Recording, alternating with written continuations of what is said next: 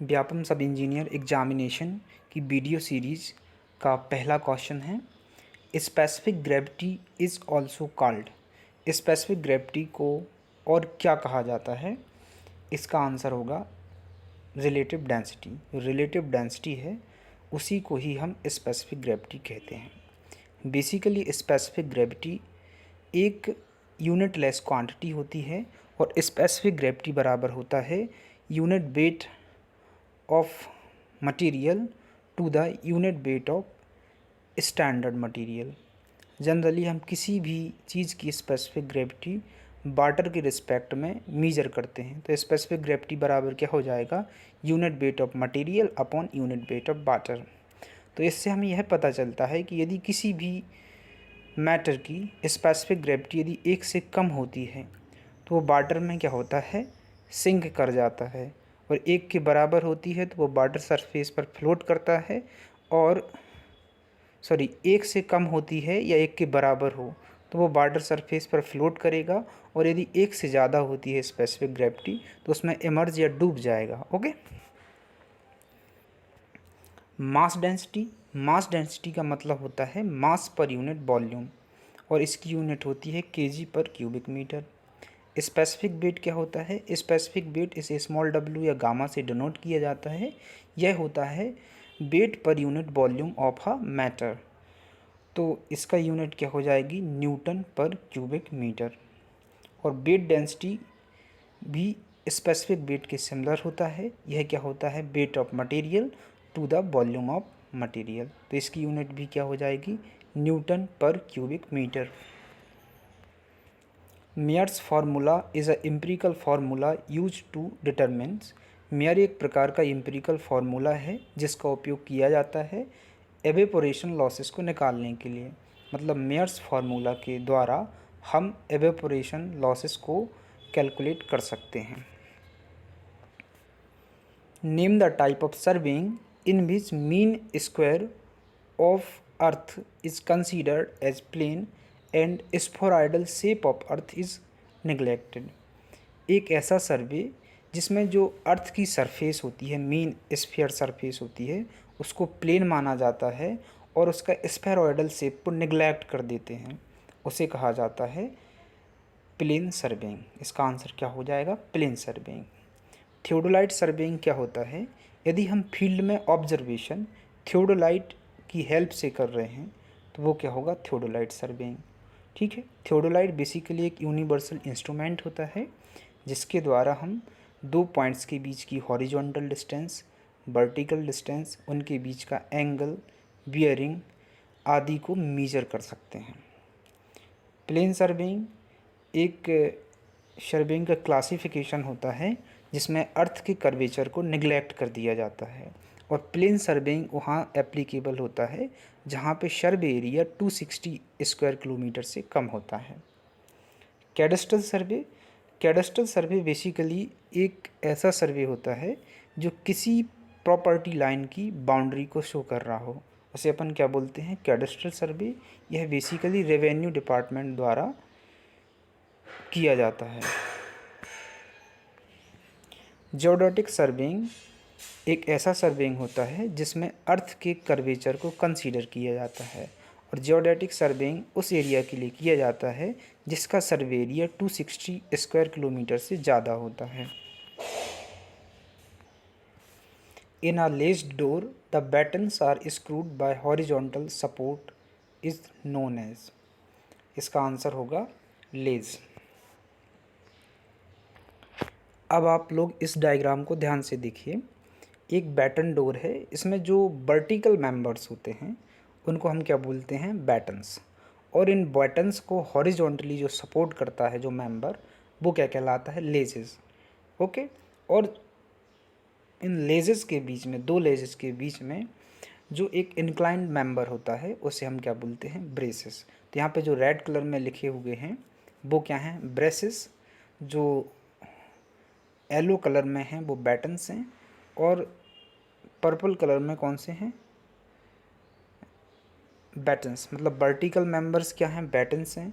Horizontal member laissez हैं, और inclined member क्या कहलाते हैं? Braces. In a pump, the impeller is surrounded by spiral-shaped casing which is known as। एक pump में जो इम्पेलर होता है वो स्पाइरल शेप्ड केसिंग से घिरा रहता है, उसको हम क्या बोलते हैं? वॉल्यूट चैम्बर। उसका आंसर क्या होगा? Volute chamber. In arc welding process the arc is shielded in order to. Arc welding प्रक्रिया में जो आर्क होती है उसको सील्ड किया जाता है या उसको सुरक्षित किया जाता है, क्यों? पहला ऑप्शन है all of the above, okay. दूसरा है control melting of electrode for more usages of energy only. ऊर्जा के अधिक उपयोगिता के लिए इलेक्ट्रोड को पिघलने से रोकने के लिए, okay. Add alloying ingredient only, ये भी सही है। Protect molten metal from air either with gas vapour और स्लैग ओनली। तो इसका आंसर क्या होगा? All of the above.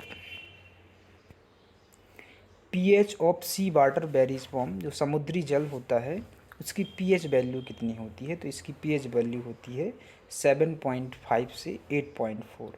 Generally ये बेसिक नेचर का होता है। और यदि pH value of drinking water पूछा जाता तो यह किसके बीच में होता? 6.5 से 8.5 के बीच में। Annual rent is generally fixed at blanks value of building. किसी भी बिल्डिंग का एनुअल रेंट उसकी कॉस्ट के कितने % रखा जाता है? मान लीजिए कि एक बिल्डिंग का कॉस्ट 10 लाख रुपए है, पूरी कॉस्ट कीमत, तो उसका एनुअल रेंट कितना रखा जाएगा? उसकी जो कॉस्ट होती है उसका 5 से 10%। तो इसका आंसर होगा 5 to 10%। जो एनुअल रेंट होगा वो वैल्यू ऑफ बिल्डिंग के 5 to 10% के बराबर रखा जाता है। In CGS system the unit of kinematic viscosity is stroke. 1 stroke is equal to 10⁻⁻⁴ metre square per second. Generally viscosity दो प्रकार की होती है, एक होती है डायनेमिक विस्कोसिटी, एक होती है काइनेमेटिक विस्कोसिटी। डायनेमिक विस्कोसिटी की CGS में यूनिट होती है पाइस और SI यूनिट्स में क्या होती है? Pascal second. और 1 पास्कल सेकेंड बराबर होता है 10 पाइस, ओके। इसी प्रकार से जो काइनेमेटिक विस्कोसिटी होती है उसकी CGS सिस्टम में जो यूनिट होती है वो सेंटीमीटर पर स्क्वायर सेकेंड, या इसी को हम क्या बोलते हैं? स्टॉक बोलते हैं। तो MKS सिस्टम में क्या हो जाएगा? ये मीटर स्क्वायर पर सेकेंड। तो एक स्ट्रोक बराबर होता है 10⁻⁻⁴ metre square per second. Cracks that are developed due to incorrect design and overloading on soil are called। किसी भी स्ट्रक्चर में डेवलप्ड होने वाली वो क्रैक्स जो इनकरेक्ट डिजाइन और सॉइल पर ओवरलोडिंग के कारण आते हैं उनको कहा जाता है स्ट्रक्चरल क्रैक्स। तो इसका आंसर क्या होगा? Structural cracks. A type of door use to supplement the natural lighting provided by window is known as. मतलब एक प्रकार का ऐसा दरवाज़ा जो विंडो के साथ आने वाली रोशनी होती है उसको मैं मतलब अब अगर उस दरवाजे को लगा दिया जाए, जनरली विंडोज अपने घर में क्यों लगाई जाती हैं? ताकि लाइट आ सके, एंटर कर सके रूम के अंदर। तो एक ऐसा दरवाज़ा दो और लाइट की एंट्री को इंक्रीज कर देता है या विंड से आने वाली नेचुरल लाइटिंग को सप्लीमेंट करता है, उसको क्या बोलते हैं? ग्लेज़ डोर। यदि हम किसी भी बिल्डिंग में या रूम में ग्लेज़ डोर प्रोवाइड करते हैं तो यह एक तो हमारे हॉरिजॉन्टल कम्युनिकेशन के लिए उपयोगी है डोर्स, दूसरा इसका फंक्शन क्या होगा कि यह लाइट की एंट्री को भी इंक्रीज कर देगा रूम में, okay. According to highway research board soil are classified into 7 groups. जो HRA होता है, हाईवे रिसर्च बोर्ड HRB, उसके द्वारा सॉइल को 7 भागों में बांटा गया है। According to IS 1077 the class 10 bricks are first class bricks are brick having tensile strength not less than 10 Newton per square centimeter। मतलब according to IS 1077 the class 10 bricks are the bricks having tensile strength not less than 10 Newton per square। माफ़ कीजिएगा, brick generally compressive strength के लिए design की जाती है, तो इसका आंसर होगा कि जो ब्रिक है उसकी कॉम्प्रेसिव स्ट्रेंथ 10 न्यूटन पर स्क्वायर mm से कम नहीं होनी चाहिए। ओके, तो इसका आंसर क्या है? तीसरा, compressive strength not less than 10 Newton पर square mm। According to limit state method, neutral axis is said to be critical when all of the above। Okay, अपन अभी कुछ नहीं बोल सकते हैं। Stress in steel reaches it ultimate value earlier than strain in concrete. तो इसका बोला जाएगा ये क्रिटिकल न्यूट्रल एक्सिस नहीं होगी, बल्कि इस न्यूट्रल एक्सिस की डेप्थ क्या होगी? क्रिटिकल न्यूट्रल एक्सिस से कम होगी। और यह कौन सा सेक्शन होगा? Under reinforced section. Okay, strain and in steel and strain in concrete reach their ultimate value simultaneously. एक ऐसी न्यूट्रल एक्सिस डेप्थ जिस पर स्ट्रेन होती है स्टील और कंक्रीट में, वो अपनी मैक्सिमम या अल्टीमेट वैल्यू पर एक साथ पहुंचती है, तो उसको क्या कहा जाएगा? Critical neutral axis. तो इस क्वेश्चन का आंसर क्या हो जाएगा? Strain in steel and strain in concrete reach their ultimate value simultaneously. चौथा है strain in concrete reaches its ultimate value earlier than strain in steel.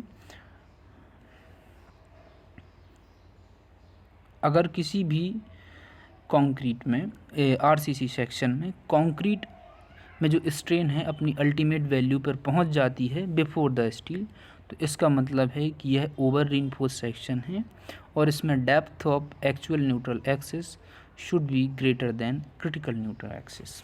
इसका आंसर कौन सा है? तीसरा।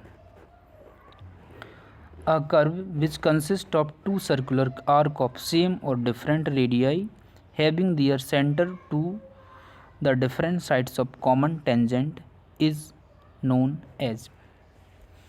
एक ऐसा कर्व जो दो सिंपल सर्कुलर कर्व से मिलकर बना होता है, जिनकी रेडियस सिमिलर भी हो सकती हैं और अलग अलग, लेकिन इसकी मुख्य बात यह है कि जो इसके जो सेंटर पॉइंट होंगे कॉमन टेंजेंट पॉइंट की अपोजिट डायरेक्शन में होंगे। तो इसका आंसर क्या हो जाएगा? Reverse curve.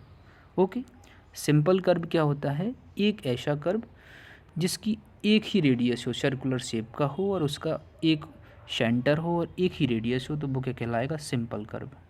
कंपाउंड कर्व एक ऐसा कर्व होता है जो दो या दो से अधिक सिंपल सर्कुलर कर्व से मिलकर बना होता है, लेकिन इसकी मेन प्रॉपर्टी क्या है कि जो इसका कॉमन टेंजेंट होता है और इन दोनों के कर्व या कर्व के सेंटर होते हैं वो कॉमन टेंजेंट पॉइंट के एक तरफ स्थित होते हैं। ट्रांजिशन कर्व एक ऐसा कर्व होता है जिसकी रेडियस हर पॉइंट पे वेरी करती है, उसे क्या बोलते हैं अपन? Transition curve. तो इसका आंसर क्या हो जाएगा? Reverse curve. If 20 metre arc length is basis for degree of curve then the radius of curve is. यदि किसी भी degree of simple circular curve के लिए डिग्री ऑफ कर्व को कैलकुलेट करना हो, ठीक है, और उसका यूनिट आर्क कितना लिया गया हो? 20 मीटर, तो रेडियस ऑफ कर्व का फॉर्मूला क्या हो जाएगा? 1146 डिवाइडेड बाई टी। लेकिन यदि इसी केस में हम यूनिट कॉर्ड लेंथ कितनी लेते? 20 मीटर लेते, तो रेडियस ऑफ कर्व क्या हो जाएगा? 1720 अपॉन डी, जहाँ पे डी क्या है? Degree of curve. Piles which are driven into a ground until a hard stratum is reached are termed as। एक ऐसी पाइल्स जो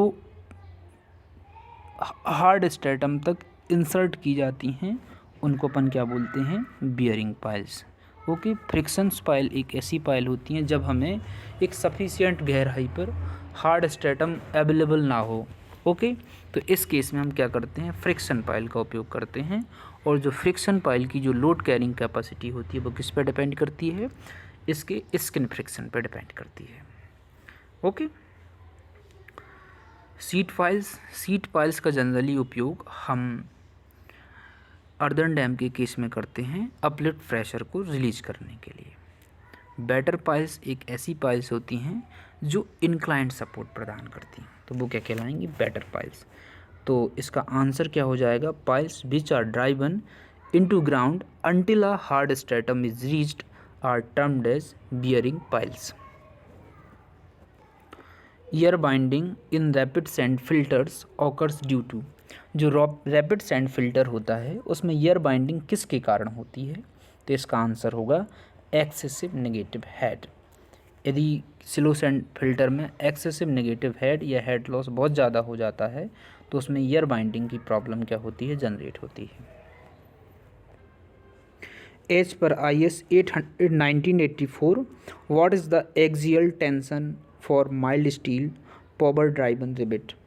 IS कोड 800 1984 के अकॉर्डिंग जो power driven mild steel rivets होती है उसकी टेंसाइल स्ट्रेंथ कितनी ली जाती है? तो इसका आंसर क्या हो जाएगा? 100 MPa। Okay. As per structural properties of structural steel the unit mass of steel is, जो स्ट्रक्चरल स्टील होती है उसका यूनिट मास कितना होता है? 7850 इंटू 10⁻³ ग्राम पर क्यूबिक मीटर या 7850 kg पर cubic metre. Okay. As per IS 456/2000, what is the recommended length of column fixed at one end and hinge at other end? इसमें जनरली हमें एक कॉलम की इफ़ेक्टिव लेंथ को बताना है एज पर IS कोड 456/2000 के अनुसार, जिसमें कॉलम का एक एंड कैसा है? फिक्स है और दूसरा एंड कैसा है? हिंज है। तो इसका आंसर क्या हो जाएगा? 0.80 L दूसरा। और यदि इस कॉलम के दोनों एंड फिक्स होते तो एज पर IS 456/2000 के अकॉर्डिंग जो रिकमेंडेड लेंथ होती वो क्या होती?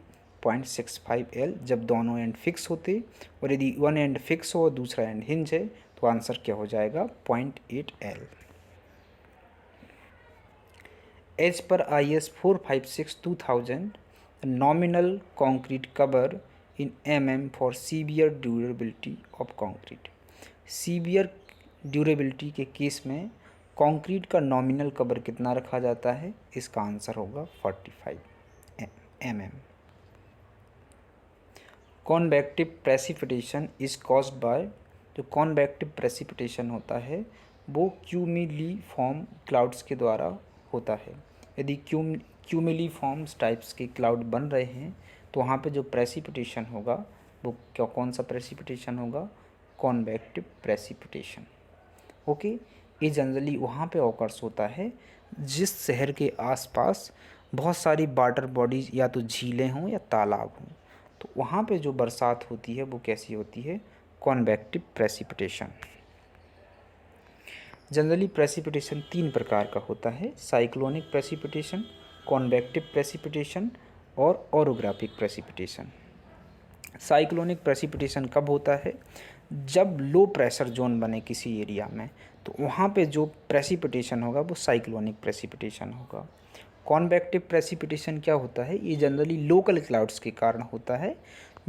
यदि किसी भी लोकेलिटी में बहुत सारे तालाब हों, रिजर्वायर हों, लेक्स हों, तो उन लेक से होने वाले इवोपरेशन के कारण यदि क्लाउड का फॉर्मेशन हो रहा हो और वो बरस जाते हों तो वो प्रेसिपिटेशन क्या होगा? Convective precipitation. तीसरा होता है ओरोग्राफिक प्रेसिपिटेशन। इसमें क्या होता है कि जब बादल किसी पहाड़ से टकराकर बरसते हैं तो जो वर्षा होगी उसको क्या कहा जाएगा? Orographic precipitation. In the most efficient rectangular channel section hydraulic radius is equal to, एक मोस्ट एफिशिएंट चैनल सेक्शन है, रेक्टेंगुलर चैनल सेक्शन है, उसकी जो हाइड्रोलिक रेडियस होती है डेप्थ ऑफ फ्लो के हाफ होती है, तो हाइड्रोलिक रेडियस R बराबर हो जाएगा D/2। तो इसका आंसर क्या हो जाएगा? 4th half of the depth of flow. Tapering steps provided for changing in the direction of stair is termed as, किसी भी स्टेयर की डायरेक्शन जब चेंज होती है तो वहाँ पे एक ट्रायंगुलर शेप या टेपर्ड शेप का स्टेप्स प्रोवाइड किया जाता है जिसको हम क्या बोलते हैं? बेंडर्स बोलते हैं। आपने देखा होगा सीढ़ियों में जब वो मुड़ती हैं तो वहाँ पे एक तिकोना टाइप का स्टेप बनाया जाता है जिसे हम क्या बोलते हैं? बेंडर्स बोलते हैं। ओके। सॉफिट क्या होती है? जो स्लैब होती है स्टेयरकेस की, उसकी जो बॉटम सरफेस होती है वो क्या कहलाती है? सॉफिट। और स्कूटियाँ क्या होती हैं? एक मोल्डेड वुडन फ्रेम लगाया जाता है कहाँ पे, ट्रेड को सपोर्ट करने के लिए, उसको अपन क्या बोलते हैं, स्कूटिया बोलते हैं। Standard rain gauge adopted in India, India में जो स्टैंडर्ड रेन गेज अडॉप्ट किया जाता है वो कौन सा होता है, natural siphon type rain gauge. Okay, और जो मोस्टली उपयोग किया जाता है वो कौन सा है, सिमंस रेन गेज। ओके, लेकिन यदि स्टैंडर्ड रेन गेज की बात करें तो आंसर क्या हो जाएगा, natural siphon type rain gauge. और यदि इंडिया में कॉमनली कौन सा रेन गेज उपयोग किया जाता है तो आंसर क्या हो जाएगा, Symons rain gauge. Okay, when the centrifugal ratio attains a value equal to the coefficient of lateral friction, there is a danger of lateral skidding। जब जो सेंट्रीफ्यूगल रेशियो होता है वो लेटरल फ्रिक्शन के बराबर हो जाता है तो उस केस में हमें लेटरल स्किडिंग होने का डर रहता है। when there is no recirculation of treated sewage in high rate trickling filter, the recirculation factor is, जब हाई रेट ट्रिकलिंग फिल्टर में ट्रिएटेड सीवेज का किसी भी प्रकार का रीसर्कुलेशन नहीं किया जाता है तो उस केस में रीसर्कुलेशन फैक्टर यूनिटी या 1 के बराबर होता है। तो इसका आंसर क्या हो जाएगा, यूनिटी। यदि आपको ये वीडियो पसंद आता है तो कृपया इस चैनल को लाइक, शेयर और सब्सक्राइब कीजिए। धन्यवाद।